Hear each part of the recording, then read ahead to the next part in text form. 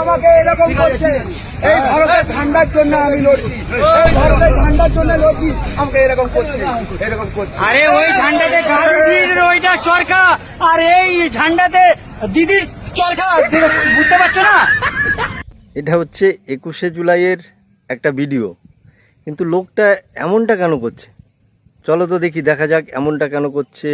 আচ্ছা, ও ইসি কা কামাল থা, আভি সমাজ মে আয়া।